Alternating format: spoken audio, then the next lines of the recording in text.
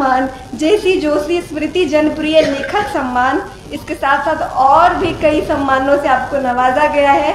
मैं समझ सकती हूँ कि प्रशासनिक सेवा में रहते हुए कितनी तरह की दुश्वारियां होती हैं सच को लिखने के लिए, कितने तरह के चैलेंज होते हैं, लेकिन आप इसको निभा रहे हैं सर। ये सच लिखने का तेवर निरंतर बना रहे। इसी के साथ सर आप मंच पर सादर आमंत्रित हैं।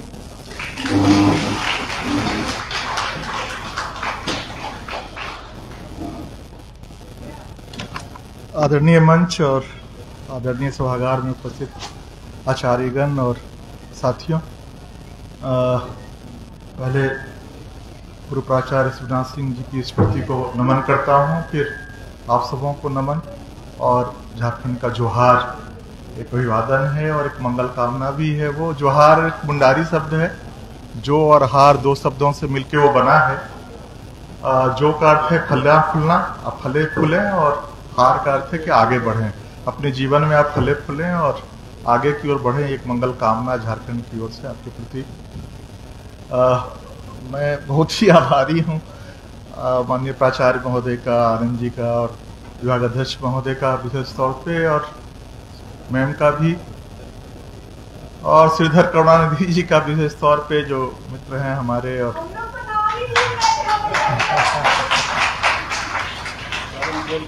गया कॉलेज गया से के प्रति जो सम्मान का भाव, जब हम लोग 70s में 75 में मैंने मैट्रिक किया था, उस समय बिहार में जो जिनमें छात्र स्वप्न देखता है कि जहां पढ़ाई करें, तो science college Patna, saint Xavier college और कोलंबस और गया कॉलेज गया, और फिर वो दरभंगा का, और टीएनबी भागलपुर, ऐसे कुछ 7-8 कॉलेज इस राज्य के बहुत ही प्रतिष्ठित कॉलेज, उसमें गया कॉलेज गया भी हुआ करता था। तो मेरा सौभाग्य है कि इसके परिसर में मुझे आज, और 88 में जो कमीशन करने के बाद डिस्ट्रिक्ट ट्रेनिंग के लिए आया था, तो फिर से गया कॉलेज गया के बारे में, और 6 महीना गया में रहा था, तो वो भी एक अवधि थी। फिर श्रीधर जी के कारण उनकी कहानियों में, हिंदी साहित्य में एक सेल टैक्स अफसर की नौकरी छोड़कर कोई आया हिंदी पढ़ाने के लिए और कहानी लिखने के लिए, ये मेरे लिए बड़ी चौंकने की बात थी।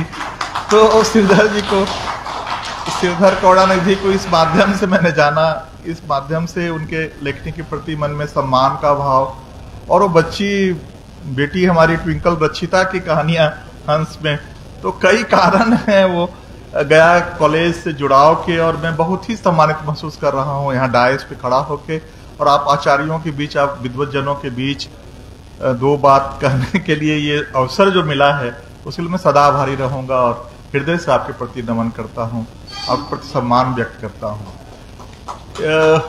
जो विषय दिया गया है, मेरा सौभाग्य है कि पहला व्याख्यान माला का पहला व्याख्यान में दे रहा हूँ, मैं आपकी कसौटी पर खरा उतरूंगा कि नहीं। तो ये जो विषय है आदिवासी इतिहास और दर्शन पे, तो साहित्य से बहुत दूर का मतलब नहीं है, साहित्य अलग चीज है, और ये एकेडमिक्स का विषय है। और मैंने पोस्टिंग करवाई थी इस शोध संस्थान में 18 में, इन्हीं सब कारणों से। फील्ड में मैंने देखा कि जो एक हमारी छवि आदिवासियों के प्रति बनी बनाई गई है, गढ़ी गई है, वो छवि, वो ब्रिटिश काल के जो मानव शास्त्री हैं, एंथ्रोपोलॉजिस्ट हैं, उनके द्वारा गढ़ी गई, या हमारे पुराणों के रचयिता हैं, उन्होंने गैर आर्य समुदायों के प्रति एक अन्य का भाव था, अदरनेस की जो फीलिंग थी, उसके कारण से कभी उनको निषाद कहा, कभी उनको राक्षस भी कह दिया, कभी नाग कहा, तो कई नामों से हम उनको देखते हैं। और वो जो पौराणिक वाङ्मय में जो एक क्या कहा जाए, डेरोगेटरी एक भाव था अनारियों को देखने का, ब्रिटिश जो मानव शास्त्री थे या विद्वान थे, लगभग उन्हीं चीजों को कभी एबोरिजिनल कह रहे हैं, कभी क्रिमिनल ट्राइब कह रहे हैं, कभी इंडिजिनियस पीपुल कह रहे हैं, कभी कुछ कह रहे हैं। खास करके क्रिमिनल ट्राइब का तो अजब मामला था कि जो भी नॉमेडिक है, जो अस्थिर नहीं है, कभी यहाँ है कभी वहां है, क्योंकि शिफ्ट कल्टीवेशन के लिए भी आज यहाँ जंगल काट के, झाड़ी काट के खेती किए, कल दूसरी जगह, बड़ी साइंटिफिक था वो अपने आप में। लेकिन उनको लगा कि ये है, वो इसको हम क्रिमिनल ट्राइब कह सकते हैं, तो क्रिमिनल ट्राइब भी हो गए। तो कई नामों से ये और जो छवि बनी कहानियों के कारण भी उन मानव शास्त्रियों, खासकर बेरी एल्विन वगैरह ने, मानव शास्त्रियों ने बहुत अच्छी भावना रही होगी, मुझे नहीं लगता है कि कोई गलत भावना रही होगी, लेकिन कुछ अलग, मतलब कि हिंदुस्तान के की जनसंख्या से कुछ अलग हैं, कुछ अलग कल्चरल इंटिटी है, उनकी कल्चरल इंटिटी पर ही उनकी एक खास सांस्कृतिक विशेषताएं हैं। तो लेकिन वो अन्य का भाव, एडवर्ड सईद जो कहते हैं कि प्राच्य संस्कृतियों को देखने का अपनी नजरिया थोप रहे हैं, तो ढंग से एक अलग तरह का नजरिया थोपने की कोशिश की गई। और मेरे संस्थान जो है, जैसे 1944 का आपका ही महाविद्यालय का परिसर है, 44 का आके कैसा महसूस हो रहा है, उसी ढंग से 53 का मेरा वो संस्थान है। पंडित नेहरू जी ने बेरी एल्विन और ठक्कर बापा वगैरह के प्रभाव से 3 संस्थान आदिवासियों के अध्ययन के, तो 52 में उड़ीसा में, चूंकि वहां 64 समुदाय आदिवासियों का वहां रहता है, और 53 में बिहार का, वो बिहार जनजातीय कल्याण शोध संस्थान पहले नाम था उसका, तो 53 में इसकी स्थापना हुई थी। और फिर 54 में मध्य प्रदेश में ये 3 संस्थान नेहरू जी के समय स्थापित किए गए थे। लेकिन दुर्भाग्य ये रहा कि जो वहां डायरेक्टर आए वो मानव शास्त्री और समाज शास्त्री ही आए। उन लोगों ने ब्रिटिश एकेडमिशियंस की जो परंपरा थी उसी को कंटिन्यू किया, मतलब कि हम केवल उनके टोटम, उनके कल्चर, उनके डांस, उनके विवाह और उनके जन्म और मृत्यु और कोई अलग नस्ल की चीज है ढंग से। एक तो रेस एक बहुत अनसाइंटिफिक कंसेप्ट था, बहुत ही अवैज्ञानिक अवधारणा थी नस्ल, और नस्ल के आधार पे ही उन्होंने हमें गुलाम बनाया और हमें समझाने की कोशिश की कि ये वाइटमैन बर्डन है, ईश्वर ने हम पर वो जिम्मेदारी थोपी है कि आप अनसिविलाइज्ड लोग हैं, सैवेज हैं भारत के लोग, उनको सभ्य करने की जिम्मेदारी ईश्वर ने उनके कंधे पे दी है। तो उसी संदर्भ में, और वो लोग जो पेरिफेरी में रह रहे थे, मेनलैंड में नहीं थे, तो ज्यादा जंगली लोग हो गए। तो ये जो जंगलीपन का भाव है ये बहुत कंटिन्यू करता रहा। तो मैं देख रहा था कि बहुत लंबी अवधि तक वहां मानव शास्त्री और समाज शास्त्री जो आते रहे, उसी एथनोग्राफिक स्टडी को ही उन्होंने आगे बढ़ाया, न उनके इतिहास को समझने की कोशिश की, न उनकी फिलॉसफी को। और मैं जब फील्ड में था, और भाव तो हम लोग लेके जाते हैं कि वही SC ST वाली भाव, कि जो सम्मान का बोध है और जो जीने की शैली है, चूंकि वहां जन्म आधारित कोई जाति व्यवस्था नहीं है, तो जो वहां मुंडा साहब है, गांव के प्रधान है, उनका सम्मान, या मानकी जो 20 गांव के प्रधान है उनका सम्मान, तो ये कैसे हो सकते हैं। और जो जिंदगी को देखने का नजरिया, इसको विश्व दृष्टि कहते हैं। तो मैंने फिर जानने समझने की कोशिश की, मैंने बहुत कुछ करने की कोशिश नहीं की, मैंने सीखा उनसे बहुत कुछ। जो मुझे मिला उनसे वो बहुत टर्निंग पॉइंट था, बहुत ही वो बदलने की बात थी कि ऐसा भी समाज होगा। क्योंकि भगाया गया था इधर से मुझे, जब मेरी पहली पोस्टिंग थी, और मैंने पिटाई कर दी थी एक पार्टी के जिला अध्यक्ष महोदय की, तो पनिशमेंट में भेज दिया गया था उस जंगल के इलाके में कि उधर ही आप रहिए। तो वहां जाके लगा कि ऐसा भी समाज हो सकता है जहां जन्मना कोई जाति व्यवस्था ही नहीं हो, भेदभाव ही नहीं हो। ये बड़ी अद्भुत था मेरे लिए। फिर वहां चीजों को देखने लगा, और थोड़ा सा पढ़ने की अभिरुचि, पिताजी मेरे चूंकि प्राध्यापक रहे हैं, संस्कार मिला आप लोगों से ही, तो पढ़ने की अभिरुचि मैंने खत्म नहीं की, पढ़ता रहा तो चीजों को, और समाज के बीच में बैठ के उनसे सीखने की कोशिश करता रहा। कोई बहुत पढ़े लिखे होने का कोई बहुत सर पे भार लेके उनके पास नहीं गया था। तो कई चीजें मैंने पूरा जीवन ही बदला उनके कारण से। तो मैं जो 10-15 मिनट तक उनके इतिहास पे कुछ बात करना चाहूंगा, और फिर 30-35 मिनट उनके दर्शन पे बात करना चाहूंगा। बड़ी महत्वपूर्ण चीजें हैं। एक तो पूरे देश में 750 के लगभग आदिवासी समुदाय हैं, तो उनको बहुत होमोजीनियस नजर से देखने की आवश्यकता नहीं कि सब एक ही तरह के लोग हैं, ऐसा एकदम नहीं है। और उनको भी हम बड़े समुदायों में, फिर माइनर कुछ आर्टिजन ट्राइब्स हैं जो लोहा का बांस का काम करते हैं, महली, करमाली, लोहरा, इस टाइप के लोग। कुछ जो है PVTG ग्रुप है, मतलब कि अत्यंत ही कमजोर संवेदनशील समुदाय पूरे देश में 75 हैं, और हमारे यहाँ 8 लोग हैं। असुर जो हैं, वो उनकी 9000 आबादी बची थी, वहाँ मेरी पोस्टिंग 95 में हुई थी। उसी आधार पे ग्लोबल गांव का देवता आया था, वो रचना आई थी। तो ये हैं, लेकिन बहुत सारे समुदाय ऐसे हैं जो बहुत शासक रहे हैं हमारे यहाँ, और कई कारणों से आप अगर एक किताब में उसकी सॉफ्ट कॉपी दे दूंगा, भांग्या भुख्या हैं मुंबई यूनिवर्सिटी में प्रोफेसर हिस्ट्री के, उन्होंने एक शोध किया था गोंड लोगों पे, राजगोंडों पे। वो किसी दूसरे शोध में गए थे महाराष्ट्र के ही इलाके में, वहां राजगोंडों के महल का खंडहर उन्होंने देखा। तो उनके दिमाग में भी आदिवासियों के बारे में कि अरे तो जंगल के या लोग हैं, तो इनका महल कहाँ से। तो फिर उन्होंने दूसरा पोस्ट डॉक्टरेट एक शोध किया और उस पर किताब आई है, हो गई 10 साल उसकी, द रूट्स ऑफ पेरीफेरी, कि जो पेरीफेरी के लोग हैं, जो मेनलैंड के लोग नहीं हैं, उनका रूट्स कहाँ है। तो वो पूरी चक्र के बारे में बताते हैं।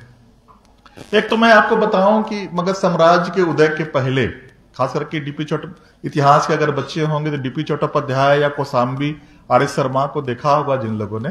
तो हमारे यहाँ जिसके बल पे हम कहते हैं कि हमारे यहाँ लोकतंत्र तो पैदा हुआ था, जिस गणराज्य की बात करते हैं, तो चट्टोपाध्याय भी और आर एस शर्मा भी और कौशाम्बी भी, सारे लोग का ये एक मात्र कथन, एक सत्य कथन है कि उसका जो नेचर था हमारे यहाँ गणराज्यों का, वो ट्राइबल नेचर था, वो आदिवासी प्रकृति थी उनकी, क्योंकि समता पर आधारित था और सब लोग को बराबरी का हक था, हर आदमी बराबर का मतदान या अधिकार का उपयोग करता था। और मगध साम्राज्य के उदय ने उन गणराज्यों को कमजोर किया।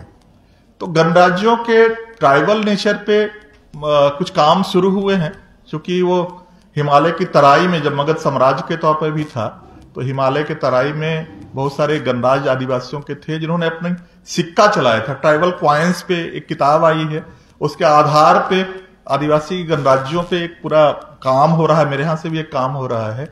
तो ये गणराज्यों का स्वरूप, और उसकी बात उनके यहाँ मिलती है अर्थशास्त्र में, कौटिल्य के अर्थशास्त्र में कुछ उद्धरण मिलते हैं कि वो मानते हैं कौटिल्य इस बात को कि जो गणराज्य हैं आदिवासियों के, उनसे मौर्य साम्राज्य के विस्तार में दिक्कत हो रही है। तो वो समाधान ये बतलाते हैं कि इनसे तलवारें ले ली जाएं और 10-20 की संख्या में दूर दूर बसाया जाए, उनसे खेती करवाई जाए और इनको मिलने नहीं दिया जाए। और अशोक के शिला स्तंभों को देखेंगे तो जहां देव नाम प्रिय अशोक जो है धम्म के, और खास करके विभिन्न संप्रदायों के बीच में तनाव नहीं हो, तो बाछो गुत्ती, बाक संयम की बात बार बार कही जा रही है, और मिलजुल के रहने की उसमें कहा जा रहा है कि सार्वजनिक स्थानों पे ना आप अपने धर्म की प्रशंसा कीजिए, ना दूसरे की धर्म की आलोचना कीजिए। इस आज से 600 साल पहले अशोक कह रहा है, वो आज भी कितना महत्वपूर्ण है इसको। लेकिन एक शिलालेख में वो बनों के उन विद्रोहियों के बारे को चेतावनी दे रहा है कि अगर आप अपना विद्रोह दबाएंगे नहीं तो हमें फिर से तलवार, देवनाम पिए को फिर से तलवार उठाना पड़ेगा। यानी कि गणराज्यों को भंग करके जो उनको बसाया गया था, तो वहां वो उस पीरियड में भी विद्रोह कर रहे थे फिर से लौट के आने की या फिर से मेन स्ट्रीम में आने की। तो पेरीफेरी, मेनलैंड से पेरीफेरी में जाने की बात में वो भुंग्या भाख्या कहते हैं, इतिहासकार वो कहते हैं, वो खांडव वन के जलाए जाने की बात का प्रसंग को उठाते हैं जो महाभारत में प्रसंग आया है। और नाग चूंकि आदिवासियों का प्रायवाची भी है, या गोंड लोग भी अपने को नाग पूजक ही मानते रहे हैं, तो वो खांडव वन का जलाया जाना और सारे लोगों का वहां मर जाना, एक आध तक्षक नाग के बचने का एक प्रमाण मिलता है। तो एक भांग्या भुख्या का कहना है कि एक होलोकॉस्ट था कि आप अनारियों को वहां से भगाते हैं मेनलैंड से। तो इंद्रप्रस्थ की स्थापना जो है खांडव वन के दहन के बाद ही वहां से हटते हैं लोग पीछे की ओर। तो एक तो ये कारण है कि जैसे ही साम्राज्यों का उदय हुआ तो जो लोग सेल्फ गवर्नेंस में या एक कम्युनिटी के गवर्नेंस की फीलिंग रखते थे वो उन्होंने मेनलैंड छोड़ा और पेरीफेरी की ओर गए। दूसरा कि जब भी वो कोई सेना गुजरती थी या हारे हुए पराजित लोग भी जाकर वहां बस जाते थे और अलग से भी अपनी खेती वेती जीवन यापिका, और सेनाएं जब बड़ी गुजरती थी तो गांवों को जलाती हुई गुजरती थी या विनाश करती हुई गुजरती थी, खास करके विजित क्षेत्रों की। तो वहां से भी लोग भाग के जंगलों में, और खास करके मुगलों और मराठों के समय में और ब्रिटिशर्स के आने के बाद तो और ज्यादा ही, जैसे ही रेवेन्यू बहुत बढ़ जाता था, जैसे औरंगजेब के समय में उपज का 1/6 हिस्सा आपको रेवेन्यू के तौर पे देना है, तो बहुत सारे गांव खाली होके कि हम नहीं दे पाएंगे इतना टैक्स, जंगलों में जाके काट के अपना खेती, तो वो रेवेन्यू ज्यादा बढ़ने से भी लोग माइग्रेट करते थे जंगल की ओर। और फिर इस चातुर्वर्ण व्यवस्था में जो सताए हुए लोग थे वो भी चले जाते थे जंगल की ओर। तो जंगल की ओर जाने के कारण बहुत थे, लेकिन ये पेरीफेरी में बचने का एक तरीका था, और ये कई कारण थे जो लोग मेनलैंड से उधर गए। लेकिन मिडेवल पीरियड अगर हम देखें या गुप्ता काल में ही, समुद्रगुप्त के समय ही देखें, तो इलाहाबाद का जो प्रस्तर स्तंभ है, शिला स्तंभ है, चंद्रगुप्त द्वितीय ने जिसको अपने पिता के विजय अभियान के तौर पे उसको गढ़वाया है, अभी भी है वो। उसके 19, 20, 21 में आठवीं राज्यों के विजित होने का और उस पे उनको पुरस्कृत करके या उनको अनुग्रहित करके छोड़ देने का कि शुल्क चुकाएंगे अपनी, लेकिन वो वहां राजे हैं, आठविक राज्य है, माने वनों में शासक हैं। ये उससे पता लगता है कि समुद्रगुप्त के समय भी खास करके मध्य प्रदेश के इलाके में हम गोंड शासकों को देखें तो मध्य प्रदेश से, छत्तीसगढ़ से होते हुए और महाराष्ट्र और वो आंध्र की सीमा तक 4 डायनेस्टीज एक बार में शासन कर रही है, गुप्त काल से ब्रिटिश पीरियड तक। अब न मुगल आपको मिलेंगे उतने लंबे अवधि तक कार्य शासन करते हुए, न तो कोई तुर्क मिलेगा, न कोई अफगान मिलेगा। छत्तीसगढ़, आंध्र और महाराष्ट्र का, इसमें तो यूरोप के कई देश समा जाएंगे। लेकिन चूंकि वो मेनलैंड नहीं है, वो पाटलिपुत्र नहीं है या इंद्रप्रस्थ नहीं है या प्रयागराज नहीं है या कोलकाता नहीं है, तो इतिहास के पन्नों में इतना बड़ा साम्राज्य भी आ नहीं सका। हम याद केवल करते हैं दुर्गावती को, जो कि वो चंदेलों की राजकुमारी थी, और गढ़मांडला के जो राजगोंड शासक थे हिम्मत शाह, उनके राज्यकाल में संपन्नता इतनी, समृद्धि इतनी बढ़ गई थी कि सोने और चांदी के सिक्के चल रहे थे, जबकि मेनलैंड में उसमें सोना चांदी के सिक्के नहीं चल रहे थे। तो उनके बेटे से चंदेलों ने अपनी पुत्री का विवाह किया था, तो उनको ही केवल जानते हैं हम लोग, बाकी कुछ भी नहीं जानते हैं हम लोग गोंड शासकों के बारे में। 12वीं शताब्दी में जो कुतुबुद्दीन ऐबक का सेनापति आया और उदंतपुरी में अंतिम पाल शासक को हरा दिया, उसके बाद पूरे बिहार में चेरो शासकों ने शासन किया था। अगर आप बिहार के पुराने वाले इतिहास को देखेंगे तो कुमार सुरेश सिंह का बड़ा सा लेख उस पर है कि चेरो ने किस ढंग से चंपारण, मुजफ्फरपुर, सारण से होते हुए पूरे बिहार पे एक तरह चेरोलों का शासन था। और शाहाबाद में जो डायनेस्टी शासन कर रही थी चेरोलों की, तो वो उज्जैनिया राजपूतों को 14वीं शताब्दी से 16वीं शताब्दी 200 साल लगा था शाहाबाद से उनको पीछे ठेलने। और उस अवधि में यहाँ का जो सूबेदार था मुगलों का, वो खड़ा हुआ था उज्जैनियों के पीछे में, तब चेरो पीछे हट सके थे। फिर रोहतास से होते हुए लास्ट में पलामू में ब्रिटिश पीरियड तक शासन किए थे।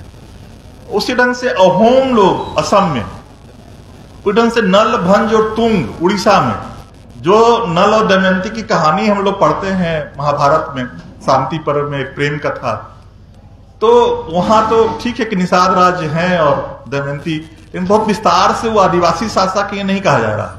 जबकि नल बजाबता एक वंश था, एक डायनेस्टी थी, और इतनी संपन्न डायनेस्टी थी कि गंगा यमुना द्वार क्षेत्र से कई क्षत्रिय कन्याओं की शादी एक्चुअली उस वंश में हुई थी। तो नल दमयंती की कहानी को अगर हम डिकोड करेंगे तो इतिहास से कुछ पन्ने आपको दिखाई पड़ेंगे। तो ये डायनेस्टी जो वहां दिखाई पड़ती है, गंडाज जो वहां दिखाई पड़ते हैं।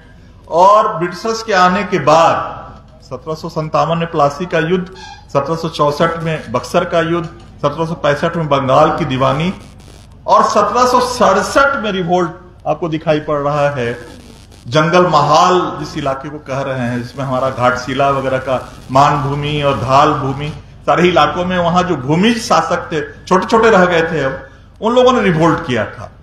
और जगन्नाथ धाल करके एक शासक था जिसको हटा दिया था ब्रिटिशर्स ने। 10 सालों तक इस ढंग से छापामार युद्ध किया कि 1776 में उसको मानना पड़ा ईस्ट इंडिया कंपनी को फिर से धाल भूमि का शासक। तो ये पहले ही लड़ाई वहां 1767 में शुरू हुई, जो 1777 में सफल हुई, और वहां आप कंटिन्यू देखेंगे कि संघर्ष। लेकिन हम जो हमारे सबाल्टर्न इतिहासकार हैं, उन्होंने चूंकि आदिवासियत और जंगलीपन और उससे क्रूरता और तलवार तीर, तो केवल हिंसक या जो क्रांति, जो उलगुलानों की चर्चा बहुत हुई है, वहां शांतिपूर्ण मूवमेंट्स की बात ही नहीं हुई है। मैंने अभी एक लेख लिखा था कि पूरे देश में आदिवासी आंदोलनों का उस पीरियड में भी ना पीसफुल मूवमेंट्स भी कई सारे रहे थे। 1857 से लेके 1894 बिरसा मुंडा के उदय तक लगभग 40 साल तक जो मुंडा सरदार थे, उनका जो मूवमेंट था वो पीसफुल था। वो आवेदन दे रहे थे, वो कोर्ट में जा रहे थे, वो रानी विक्टोरिया को चिट्ठी लिख रहे थे, वो लोकल स्थानीय कोर्ट से कलकत्ता हाई कोर्ट तक गए उस पीरियड में। और वो मैली अपने गजेटियर में लिख रहा है कि उस पीरियड में कलकत्ता के वकीलों ने, बाबू लोगों ने उनसे 1 लाख रुपया वसूल लिया। अब सर 1890-94 में 1 लाख रुपया क्या वैल्यू रहा होगा कि एक पहला धान या 1 पैसा का चंदा ले लेकर उन्होंने 10 साल में अगर 1 लाख रुपया उनसे लिया गया, तो 1890 और आज 2024 में अगर हम तो कई करोड़ रुपया उनसे वसूल लिया और न्याय उनको नहीं मिला। उसके बाद बिरसा मुंडा का आगमन होता है। तो ये 40 साल का पीसफुल मूवमेंट। फिर 1871 में भगीरथ मांझी आते हैं, उनका पीसफुल मूवमेंट, जितरा टाणा भगत। तो पीसफुल मूवमेंट्स की भी बहुत लंबी रही है वो वहां, जिस पर बात नहीं हम लोग करते हैं, क्योंकि हमको क्रांति जुड़ता है उनके उस कुछ जंगलीपन, सैवेज होने से क्रांति का भाव। तो ये इतिहास है, उसको देखने की किताबें उस पर आपको नहीं मिलेगी।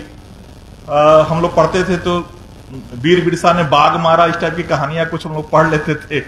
तो कोई ढंग से उस पे ना मेन स्ट्रीम में उसके इतिहास की बातें हुई हैं, और ना हम जानते हैं, ना जानने की कोशिश करते हैं। कोई अदरनेस की फीलिंग हमारे मन में उनके प्रति कि अन्य लोग हैं। एक बात सर, जो भुइयां लोग आपके यहाँ हैं, अब फर्क सर देखिए क्या है वो गंगा यमुना दोआब क्षेत्र का और पूर्वी क्षेत्रों का। भुइयां जो है हमारे यहाँ कोल्हान जो एरिया है, सिंहभूम का एरिया जो है, वहां शासक हुआ करते थे। जैसे अन्य आदिवासी शासकों का राजपूतीकरण हो गया, क्षत्रियकरण हो गया, क्योंकि गुप्ता काल में जो ब्राह्मणों को ग्राम दान दे के बसाने की जो प्रथा गुप्ता लोगों ने शुरू की थी गुप्त वंश में, वो प्रथा आदिवासी शासकों ने भी कंटिन्यू रखी थी।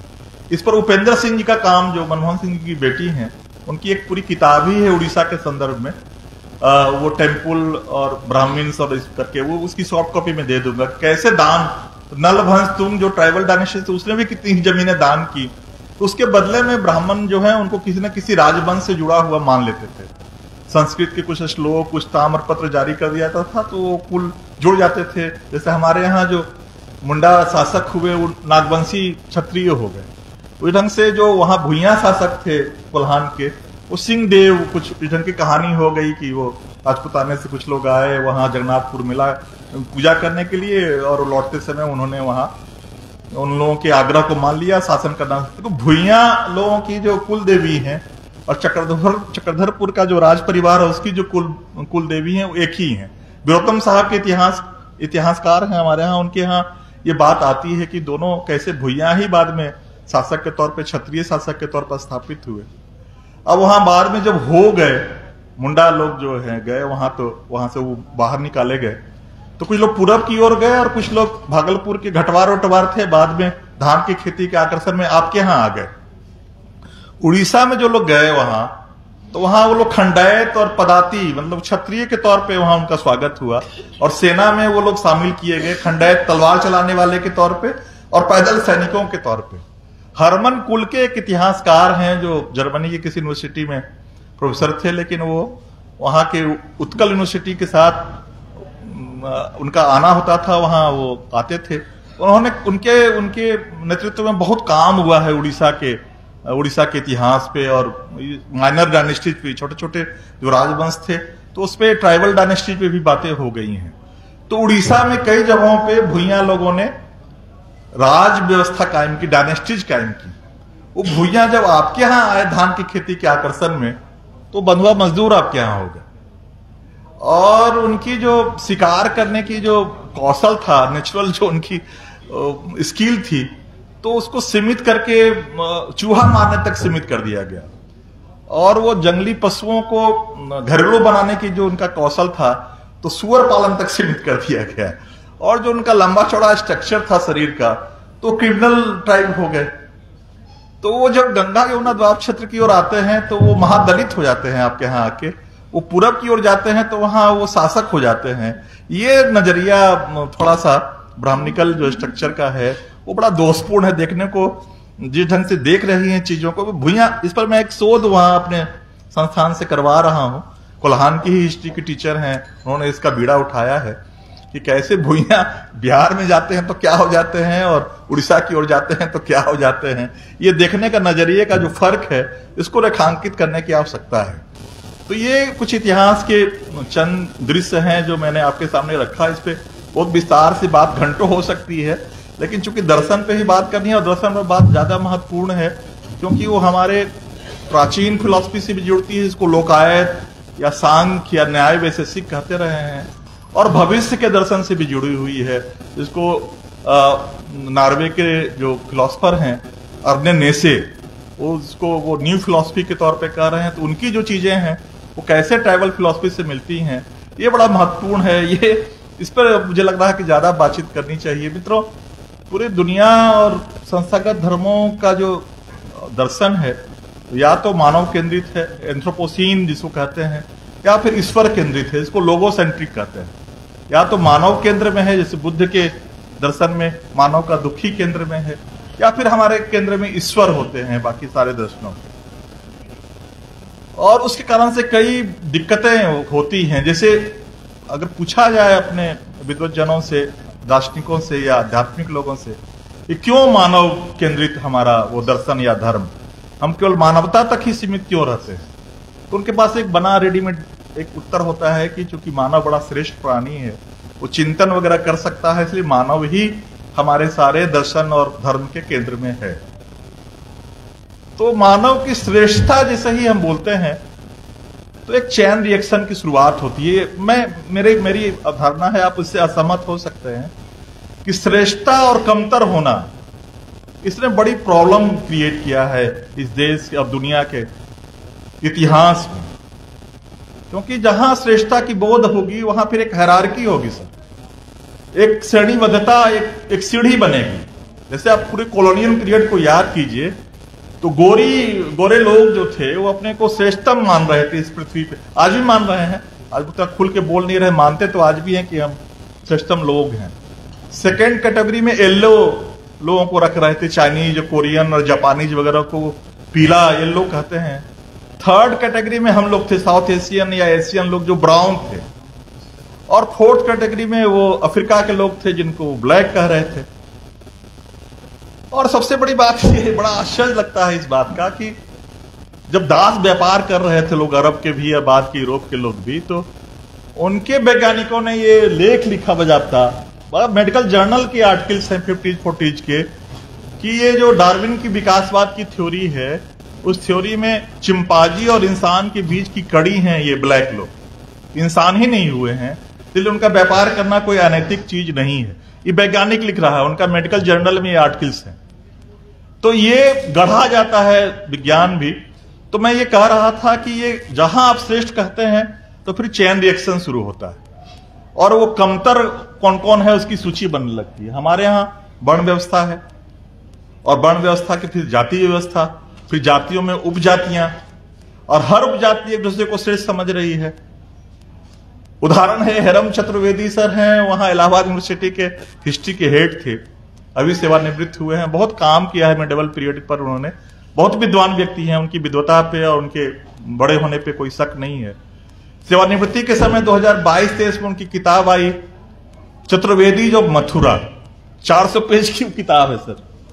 400 पेज में उन्होंने प्रूव किया है इस बात को कि इस देश में जो चतुर्वेदी हैं एक्चुअली वही आर्यन ब्राह्मण है, बाकी जो ब्राह्मण है वो एडॉप्टेड हैं, वो ग्रहण किए गए हैं। 400 पेज में उन्होंने यही लॉजिक दिया है।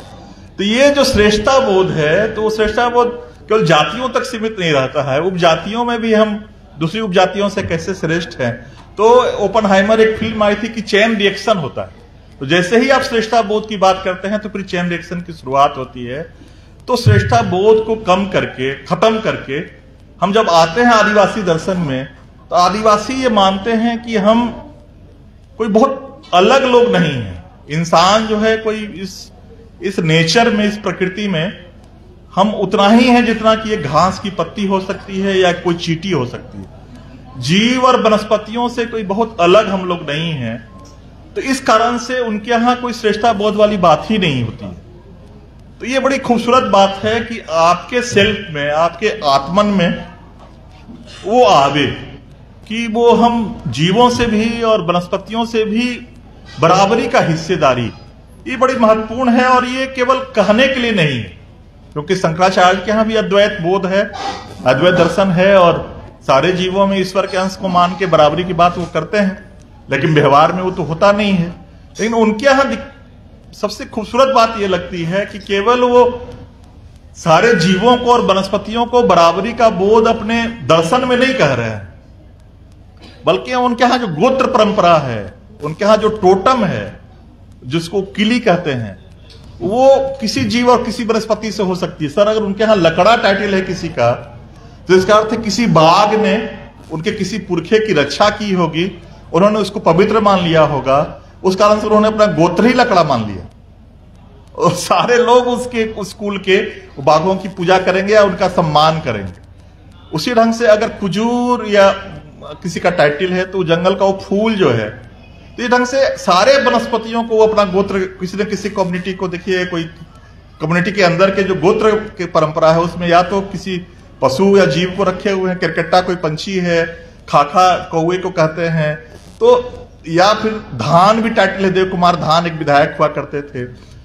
तो सारा वनस्पति और सारा वो जीव जगत जो है, हाँ, उनके गोत्र के रूप में वो मान रहे हैं, अपनी शुरुआत मान रहे हैं, अपने पुरखे के तौर पे सम्मान दे रहे हैं। तो वो जो बराबरी का बोध है केवल सैद्धांतिकी में नहीं है अद्वैत दर्शन की तरह, बल्कि व्यवहार में है। तीसरी सबसे खूबसूरत बात लगती है सर कि जब हम लोग दिवाली मना रहे होते हैं, उसी के आसपास वो सोहराय मनाते हैं, तो पशुओं को पूजा करने, गोधन वगैरह में हम लोग भी पशुओं की पूजा करते हैं, उनको सम्मान करते हैं। उनके यहाँ सोहराय लेकिन पूरा पर्व ही है थैंक्स गिविंग का। उनका ये मानना है कि घर में जो धान आया है खलिहान में, जिसको हम लोग भी धन में और धन में फिर उसको लक्ष्मी में हम लोगों ने डाल दिया, फिर लक्ष्मी की पूजा तक हम लोग सीमित हो गए, तो उनका मानना है कि केवल हमारे पसीने से नहीं आया है, इन बैलों के पसीने से भी आया। तो उस दिन जो है गृहणियां जो हैं वो माथे पे आंचल रख के नहा वहा के वो पशु घर के जो होते हैं उनको पैर छू के प्रणाम करती हैं सर। और उस दिन जो खिचड़ी बनती है उड़द और चावल की, उसी खिचड़ी को वो घर के पशु भी खाते हैं और उसी खिचड़ी को फिर घर के सारे लोग खाते हैं, उस मोहल्ले के सारे लोग खाते हैं। तो ये जो बराबरी का बोध है विश्व दृष्टि में, केवल वो कहने में नहीं बल्कि जीवन में भी, ये बड़ी महत्वपूर्ण है। और ये एक अजब तरह की चीज पैदा करता है, एक अजब तरह का समता बोध पैदा करता है, जो मार्क्स के समता बोध से भी आगे जाता है। इसलिए अभी जो 2.5 आखर प्रेम की यात्रा थी इप्टा की, उसमें जब मानव की समता की बात हो रही थी, होंगे कि यहाँ दिक्कत हो जा रही है कि उन पशुओं से, जीव जगत से और वनस्पतियों से समता की बात क्यों नहीं होनी चाहिए। तो ये प्रकृति केंद्रित जो दर्शन की बात उनके यहाँ है कि नेचर उनके दर्शन के सेंटर में है, तो ये एकाएक नहीं आया है वहां। इसको हमको दर्शन शास्त्र के हमारे आचार्य अगर होंगे तो उनको मालूम हुआ कि सांख्य दर्शन में भी प्रकृति और पुरुष की ही बात है, और सांख्य क्या न्याय और वैशेषिक में भी वही बात है। और जो मूल रूप से सांख्य दर्शन था या न्यायिक वैशेषिक थी दर्शन था, तो वहां कोई ईश्वर की कल्पना नहीं थी। प्रकृति या जिसको आद्य प्रकृति या आद्य पदार्थ कह रहे थे कि अपनी गतिशीलता से सारे रूपों को वो ग्रहण करता है। और वैशेषिक में कनाद ऋषि तो परमाणु की बात कह रहे थे सर, कि प्रकृति का सबसे छोटा अंश जो है परमाणु है, और परमाणु गतिशील हैं और दूसरे से जुड़ के स्वरूप बनाते हैं। तो कह रहे थे कि सारा कुछ, ये जो अग्नि है, ये जो पृथ्वी है, ये जो वायु है, सब परमाणुओं के जुड़ने के कारण खूबसूरत। ईसा से 700 ईस्वी पूर्व ईसा से परमाणु की बात कनाद ऋषि कह रहे हैं। और उसी समय ग्रीस में भी डेमोक्रिटस एक दार्शनिक हैं, वो भी वो प्रकृति के सबसे छोटे कण की बात कर रहे हैं, परमाणु की, लेकिन वो जोड़ने वाली बात नहीं कर रहे हैं जो कनाद ऋषि कह रहे हैं। तो ये प्रकृति और प्रकृति के आद्य रूप होने का या आद्य पदार्थ होने की बात हमारे यहाँ पूर्व से रही है, लेकिन बाद में गुप्त काल के समय ही न्याय और वैशेषिक और सांख्य में कहीं न कहीं ईश्वरीय चेतना को जोड़कर उसको भौतिकवादी दर्शन से आदर्शवादी दर्शन में शामिल कर लिया गया।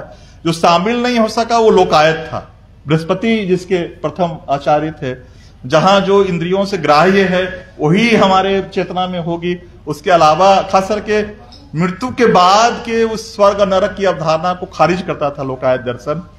इस कारण से नष्ट भी किया गया, क्योंकि जितना पुरोहित वर्ग था उसकी आजीविका जो है उसी पे चलती है कि मृत्यु के बाद स्वर्ग की क्या कैसे प्राप्ति होगी वहां, तो सारी चीजें उसी कारण से, चाहे हज यात्रा हो या यरूशलेम की यात्रा हो या तिरुपति में जाके सोना चढ़ाना हो, तो सारा कुछ वहीं आरक्षण के लिए हम लोग करते हैं मृत्यु के बाद, क्योंकि जगत तो मिथ्या है, सत्य वही है। मृत्यु के बाद की जीवन को इतना स्थापित कर दिया गया है यहाँ कि हम नदियों को प्रदूषित कर दें, जंगलों को पूरा काट दें, पूरी धरती को वीरान कर दें, लेकिन सोना वोना चढ़ा के तिरुपति में हम आरक्षित कर लें वहां अपनी जगह। तो ये जगत मिथ्या और ब्रह्म सत्यम के चक्कर में जो है जगत तो खत्म हो रहा है। लेकिन जब वो कहते हैं कि नहीं प्रकृति ही सत्य है, वो जब कहते हैं कि न्याय से और वैशेषिक से और वो सांख्य से, रामदयाल मुंडा जी मिनेसोटा यूनिवर्सिटी में पढ़ा रहे थे एंथ्रोपोलॉजी, और वहां जनजातीय भाषा पढ़ाने के लिए नौकरी छोड़कर वहां से आए, और वहां तो उनका ये कहना था कि चूंकि वो सांख्य में प्रकृति है और हमारे यहाँ प्रकृति है, तो सांख्य दर्शन निकला होगा कहीं ना कहीं आदिवासी दर्शन से ही। तो ये बड़ी महत्वपूर्ण है कि ये चीजें जुड़ रही हैं। और लोकायत जब यहाँ आप आएंगे तो एक तो कॉस्मोलॉजी इनका जो है, जो फिलॉसफी की जो टर्मोलॉजी है, उसमें अगर हम बात करें तो कॉस्मोलॉजी जो है, सृष्टि कथा हमारे यहाँ भी है, सारे आदिवासियों के यहाँ कथा है, और वहां केचुआ और केकड़ा और कछुए की मदद से वो सिंगबोंगा या फिर धर्मे या बड़देव सृष्टि का निर्माण करते हैं। लेकिन वो ओमनीपोटेंट नहीं है, पंचभूत जो है पहले से है। ये न्याय और वैशेषिक भी कह रहा है कि पंचभूत स्वयं ये कणों से और परमाणुओं से मिलके ही सारी चीजें बनी है, इसको बाहरी चेतना की आवश्यकता नहीं थी। चूंकि गतिशील है, जुड़ सकती है, रूप बदलते रहती है, तो स्वयं वो निर्मित हुई है। तो वो पंच महाभूत पहले से हैं। ईश्वर ने उनकी कछुआ और केकड़ा और केचुए की मदद से पृथ्वी की रचना की। लेकिन स्त्री पुरुष एक साथ जन्म लेते हैं वहां, कोई वो आदम की पल्स, वो क्या कहते हैं कि पसली से कोई ईव का निर्माण नहीं हो रहा है वहां। वो हंस हंसनी संताल कथा है कि हंस और हंसनी के अंडे से एक साथ ही स्त्री पुरुष का, इसलिए स्त्री पुरुष के प्रति जो वहां समता बोध है, चूंकि जन्म ही एक साथ हुआ है। कोई वो अब वहां ब्रिटेन में और अमेरिका में 30 साल 40 साल तक सफरेज मूवमेंट चला कि वोटिंग राइट दिया जाए स्त्रियों को। वोटिंग राइट इसलिए नहीं दिया जा रहा था कि उनको मानव ही नहीं मान रहे थे, कि वो मानव जब हो जाएंगी तब, अभी तो पसली से हुई हैं, अभी उस प्रोसेस में है। तो ये है कि वहां कॉस्मोलॉजी है और प्रकृति ही महत्वपूर्ण है। आत्मन जो वहां मेटाफिजिक्स जो है तत्व विज्ञान में, सेल्फ जो है वहां सेल्फ मैं तक सीमित नहीं है। ये बड़ी खूबसूरत चीज है। उनके सेल्फ में वो भूमि भी शामिल है, उनके सेल्फ में उनका पशुधन भी शामिल है, उनके सेल्फ में वो फसलें भी शामिल है। आप कर्मा और सरहुल के गीतों को देखिएगा, गायबोता देश में जो मैंने जिस गीत का उल्लेख किया है, तो मेरे घर में ही सोना चांदी हाथी और पढ़ा लिखा दामाद और रुंझुन करती हुई बेटी, और इस ढंग की कोई गीत और कोई मंत्र नहीं है कि यजमान को ही सब कुछ मिल जाए, पृथ्वी का सारा सुख समृद्धि। वहां जो भी मंत्र है उसमें जो हम है, बी जो है, वो बी जो सेल्फ है, उस सेल्फ में सब समाहित है। जीव जगत, वनस्पति जगत, फसलों के कारण वनस्पतियां, पशुधन के कारण सारे जीव, और उस समुदाय और उस मिट्टी, वो सारा उसके सेल्फ का हिस्सा है। बड़ी खूबसूरत बात है। और वो जो मैं कह रहा था अर्ने नेसे के बारे में, नॉर्वे के वो फिलोसफर हैं, तो सेकेंड वर्ल्ड वॉर में खास करके जो होलोकॉस्ट हुआ या एटम बम जो गिराया गया हिरोशिमा और नागासाकी पे, तो बहुत लोग बहुत ही द्रवित हुए और बहुत पीड़ा। तो अर्ने नेसे भी उसी पीड़ा से गुजर रहे थे। एक वहां नॉर्वे में एक पहाड़ी थी, उसके ऊपर जाके रहना शुरू किया। उन्होंने बुद्ध को पढ़ा, उन्होंने गांधी को पढ़ा, उन्होंने कार्ल मार्क्स को पढ़ा, और उन्होंने सबसे पहले डीप इकोलॉजी की बात की। उन्होंने कहा कि 3 जो है इस धरती पे हम लोग एक सेल्फ डिस्ट्रक्टिव मूवमेंट चला रहे हैं, आत्म विनाशकारी आंदोलन होमोसेपियंस जो है, इंसान जो है चला रहा है। तो पहला आत्म विनाशकारी आंदोलन के बारे में उन्होंने कहा कि युद्ध जो है वो बहुत ही आत्म विनाशकारी है, केवल इंसानों के लिए नहीं, पूरे प्लेनेट के लिए। और सेकेंड वर्ल्ड वॉर के बाद ठीक है कि वर्ल्ड वॉर नहीं हुआ, लेकिन युद्ध तो कभी रुका नहीं है। दूसरा कह रहे हैं कि मानव समुदायों का शोषण, exploitation and suppression of among humans. उस समय हम लोग सब लोग गुलाम थे, तो ऐसे थर्ड वर्ल्ड को कुचल देना, उसका शोषण करना, इसको सेल्फ डिस्ट्रक्टिव मूवमेंट्स मान रहे थे। और थर्ड मान रहे थे कि मानवेतर जीवों और वनस्पतियों का दोहन, प्रदलन और पारिस्थितिकी का विनाश, self destructiveness of suppression of non-human being and the degradation of life condition in general. Non human being का भी एक्सप्लॉयटेशन और सप्रेशन को वो सेल्फ डिस्ट्रक्टिव मूवमेंट का हिस्सा मान रहे थे। बहुत विस्तार से नहीं जाऊंगा। उनका ये कहना था कि जब मानवता मैच्योर होगी, ह्यूमैनिटी जब मैच्योर होगी तो इकोलॉजिकल सेल्फ की ओर जाएगी। वो डीप इकोलॉजी से इकोसोफी की ओर गए। इको से इकोलॉजिकल, सोफी माने ज्ञान या जो उसको माना जाए दर्शन शास्त्र का विषय है। बोले कि विज्ञान से मैं दर्शन की ओर जा रहा हूं। और वो उनका मानना था कि जब तक ह्यूमैनिटी का सेल्फ इकोलॉजिकल सेल्फ में नहीं बदलेगा, यानी कि उसकी मैं में नॉन ह्यूमन बीइंग भी शामिल नहीं होंगे, जीव और वनस्पतियां भी शामिल नहीं होंगी, तब तक ये सेल्फ डिस्ट्रक्टिव मूवमेंट्स खत्म नहीं होगा।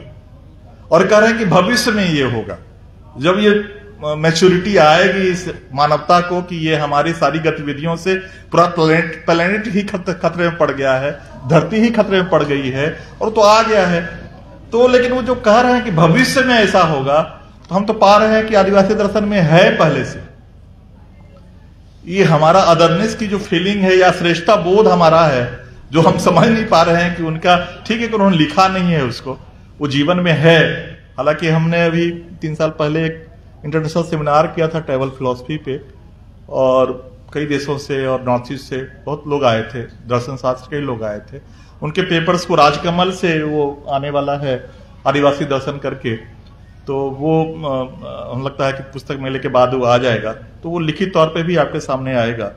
तो और दूसरी बात यह है कि वो नॉन ह्यूमन बीइंग की बात कह रहे हैं, लेकिन आदिवासी तो नॉन लिविंग में भी, पहाड़ों में भी, नदियों में भी, सब में वो चेतना की कल्पना कर रहा है। मरांग बुरु बोंके उनके यहाँ जो है वो महादेव जो है, एक तो वहां उनसे लोकायत से अलग ये है कि ईश्वर है, वहां ईश्वर तो हैं और सगुन है, लेकिन सगुन होने के बाद भी निराकार है। ये बड़ा अलग तरह का सौंदर्य है सर, कि सगुन भी है, आप उनसे बात कर सकते हैं आजाद दादा के तौर पे, लेकिन उसका कोई रूप नहीं है, निराकार है। लेकिन वो जो मरांग बुरु बोंको, मरांग मैंने सबसे श्रेष्ठ, बुरु मैंने पर्वत, बोंको देवता, तो महादेव को वो पर्वत के देवता के तौर पे देख रहे हैं, पर्वत को ही महादेव मान रहे हैं। वो वहां से महादेव आए आदिवासी अनार्य समाज से, और हमारे यहाँ जब आए तो पुराणों में हम लोगों ने शिव पुराण वगैरह बना के रूप उनका कर दिया, लेकिन वो निराकार हैं और पर्वत के तौर पे हैं। नदियां इकिर बोंको के तौर पे वहां हैं। तो हर जगह वो चेतना की कामना कर रहे हैं, हर तरह चेतना देख रहे हैं, पूजा। तो ये केवल नॉन ह्यूमन बीइंग नहीं, नॉन लिविंग में भी वो चेतना देख रहे हैं। ये अलग तरह का खूबसूरती की बात है। दूसरा कि उनके यहाँ पाप पुण्य की जो अवधारणा है, उसके लिए कोई 10 टेस्टामेंट की बात नहीं है कि 10 बातें होंगी, न्यू टेस्टामेंट में वही पुण्य होगा, वही पाप होगा। उनके यहाँ सिंपल बात है कि आपका कोई भी कृत्य अगर समाज के हित में है तो पुण्य है, आपका कोई भी कृत्य अगर समाज के अहित में है, उसको क्षति पहुंचा रहा है, वो पाप है। इतनी खूबसूरत बात है, जिसे कोई क्या कहा जाए इस पे, कि और स्वर्ग नरक की अवधारणा ही नहीं है, क्योंकि मृत्यु के बाद कहीं जाना ही नहीं है। यहाँ लोकायत दर्शन से मिल रहे हैं, लोकायत की वापसी आप यहाँ देख सकते हैं, क्योंकि उनके यहाँ जो पुरखे जो गुजरते हैं तो 7 दिन के बाद एक अनुष्ठान होता है, उसमें उस छाया को, चूंकि वो काया भी है उसकी छाया भी है, तो छाया का आह्वान किया जाता है कि आप आइए लौट के, आप चलिए। और हमारा जो गृह देवता का कोना है, हर घर में गृह देवता का, हम सब लोग के जो मूल घर होगा वहां गृह देवता का एक कोना होगा, तो वहां गृह देवता के कोने में उनको निवास करने का आह्वान किया जाता है। पूरा अनुष्ठान है वो। और गायबता देश में मैंने देखा था, रामजाल बाबा जब गुजरे थे तो मैं उनके गांव में जाके रात में पूरे अनुष्ठान में शामिल हुआ था कि कैसे वो माना जाता कि हाँ वो आ गई, वो आत्मा वो, और वो फिर पुरखा देवता के तौर पे, अदिंग बोंको के तौर पर रहते हैं। और जब तक वो जिंदा थे तब उनकी जिम्मेवारी परिवार की सुरक्षा और वो थी। मृत्यु के बाद उनसे कामना की जाती है कि पूरे समुदाय के गार्जियन के तौर पे उनके सुख शांति समृद्धि की अब आपको देखना है वो, तो ये बदल जाता है, ड्यूटी उनकी बढ़ जाती है। लेकिन मृत्यु के बाद कहीं जाना नहीं है, कोई स्वर्ग की कोई अभिकल्पना नहीं की गई है। तो मृत्यु के बाद भी यहीं रहना है, तो यहीं नदियां ज्यादा मीठी होनी चाहिए, यहीं जंगल ज्यादा हरा होना चाहिए, यहाँ की धरती ही ज्यादा खूबसूरत सुंदर और उर्वरता से भरी होनी चाहिए। ये कामना उस सोसाइटी में इस कारण से है कि मरने के बाद भी कहीं नहीं जाना है। और धान उनके यहाँ बड़ा, जैसे हमारे बौद्ध दर्शन को हमारे सिद्धार्थ जब संबुद्ध हुए तो उनके यहाँ भी जो है वो चेतना जो है वो जल की लहरों की तरह, नदी की लहरों की तरह वो नष्ट होती है, फिर नई लहर जो उठती है तो नई चेतना के तौर पे आती है। तो उनके यहाँ भी धान जिस ढंग से पुनर्जन्म के प्रतीक के तौर पे, कि धान जब वो पक गया और आ गया तो उसकी मृत्यु हो गई, धान फिर से रोपा गया तो पुनर्जन्म हुआ। तो बच्चों को जब जन्म होता है तो उनके नामकरण में वो चावल तैराते हैं, और जिनके नाम से नानी घर से या दादी घर के किसी पुरखे के जो गुजर गए हैं वो चावल तैरता रह जाता है, तो माना जाता है कि उनका पुनर्जन्म हुआ है, उसी का नाम रखा जाता है वहां। लेकिन जाना कहीं नहीं है मरने के बाद, किसी स्वर्ग नरक की अवधारणा की बात नहीं है, किसी पुरोहित वर्ग के सोना चांदी दान करने की आवश्यकता नहीं है। तो इस धरती की सुंदरता की कामना की गई है वहां पे, और कई चीजें हैं, उनका अपना सौंदर्य विज्ञान है। उनके यहाँ जो संगीत है तो वहां कहा जाता है कि उनके यहाँ की पुरखों ने, जैसे गोंडी में हीरा सुका, पुरखों ने 7 सुरों के बारे में उनको बताया। लेकिन हमने जो अध्ययन करवाया है तो कहरवा और खेमटा इस ढंग के राग, उनके यहाँ जो झूमर है, उनके यहाँ जदुर है, या उनके यहाँ गेना है, या उनके यहाँ कर्मा का नृत्य है, तो सब में ताल मात्रा तय है और सबकी राग रागनियां भी तय है। तो ये सौंदर्य बोध उनके यहाँ है और नैतिकता बोध भी है। 1920-24 में एस सी राय ने बिरहोरों पे किताब लिखी थी, 24 में। आज उनकी आबादी 11,000 है, 1920-24 में आबादी ही 1-2 हजार रही होगी। उसमें वो लिख रहे हैं कि उनको बताया गया बिरहोरों के द्वारा कि कोई वाग्दत्ता हो जाती है कोई कन्या किसी युवक के साथ, तो फिर समाज पे प्रतिबंध होता है कि अकेले में कोई युवा उससे बात उस कन्या से नहीं करेगा। ये नैतिक वहां मूल्य है वो। और 1920 में वो संग्रह किया जा रहा है और पूरी महाभारत, पूरा रामायण सुना रहा है वो एक बिरहोर जो है। ठीक है कि वहां वो हनुमान और लक्ष्मण के बीच में तारबूज, हनुमान जो है तरबूज की खेती की रक्षा कर रहे हैं, लक्ष्मण जी जबरदस्ती तोड़ने की कोशिश कर रहे हैं। तो हर समुदाय अपने ढंग से राम कथा को कहा है, लेकिन राम कथा है और नैतिकता का वहां पक्ष है वो। और जब मैं ये कह रहा था, छूट गई वो बात की, जब हम कहते हैं कि मानव ही चिंतनशील प्राणी है, तो 2-3 बातें वैज्ञानिकों की वो समझ में आनी चाहिए हम लोगों को। खास करके जगदीश चंद्र बसु को सब लोगों ने बचपन में पढ़ा कि कैसे पौधे संवेदनशील होते हैं। इधर जो किताबें आई हैं उसकी सॉफ्ट कॉपी मैं दे दूंगा। हिडन लाइफ ऑफ ट्रीज वगैरह पे जो काम किया है बोटनिस्टों ने, अभी और बहुत काम बाकी है। उनका कहना है कि जो नेचुरल फॉरेस्ट है, जो नैसर्गिक जंगल जहां है, वहां उनके जो रूट्स होते हैं पेड़ों के, तो रूट्स और मिट्टी और फंगस का पूरा नेट उस जंगल को बांध के रखता है, एक इंटरनेट उनके बीच में। और सूचनाओं का संप्रेषण उसी ढंग से करते हैं जिस ढंग से, और हम लोग बहुत अपने पर गर्व करते हैं होमो सेपियंस की, हम बहुत बुद्धिमान लोग हैं। तो हम लोगों ने अपने इंटरनेट का आविष्कार तो 1980 में किया, उपयोग हम लोग 90 से करना शुरू किए बस, लेकिन हम कम्युनिकेट ही कर पा रहे हैं। लेकिन उनके यहाँ जो वैज्ञानिक कह रहे हैं कि वो अगर कोई पेड़ सूख रहा होता है किसी कारण से, कोई कीड़ा लग गया या कोई न्यूट्रिएंट की कमी है, तो उस नेट से, जो फंगस का नेट है उस नेचुरल फॉरेस्ट में, उससे न्यूट्रिएंट भी भेजते हैं जो पेड़ सूख रहा होता है उसको। तो ये हमसे कितना लाखों साल से वो इंटरनेट काम कर रहा है उनका। हालांकि वैज्ञानिक कह रहे हैं कि अभी बहुत कम जाना है हम लोगों ने कि ये फंगस और मिट्टी और जड़ों का जो कॉम्बिनेशन क्या क्या कर रहा है इस नेचुरल फॉरेस्ट में, उसकी जानकारी बहुत कम है। लेकिन उसके कम्युनिकेशन के जो तरीके हैं वो बहुत लंबा बोल नहीं पाऊंगा, लेकिन बहुत खूबसूरत है।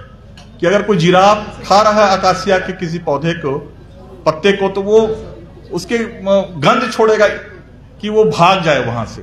ये तो कम्युनिकेशन का तरीका है। और वो आसपास के सारे पेड़ों को, अकासिया के पेड़ों को बता देगा कि हाँ जिराफ खाने के लिए आया है। उसी ढंग से टेस्ट चेंज कर देना, कोई कीड़ा पत्ते को खा रहा है तो उसका टेस्ट चेंज कर। तो कम्युनिकेशन के कई तरीके हैं। उसी ढंग से मतलब चिंतन की प्रणाली वनस्पतियों में भी है और जीवों में भी है। इस पर भी कई animals world, how animal senses reveal the hidden realm of around us, एक किताब आई है अभी ईडी योंग की, कि ये जीव हमारे इर्द गिर्द हैं, उनका सेंस हमसे कितना आगे है। वो शॉर्टकट में कि बहुत सारी चीजें हमसे प्रेरित होके, झींगा मछली जिसको लॉबस्टर कहते हैं, उनकी आंखों की बनावट से ही प्रभावित होके स्पेस टेलीस्कोप का निर्माण वैज्ञानिकों ने किया।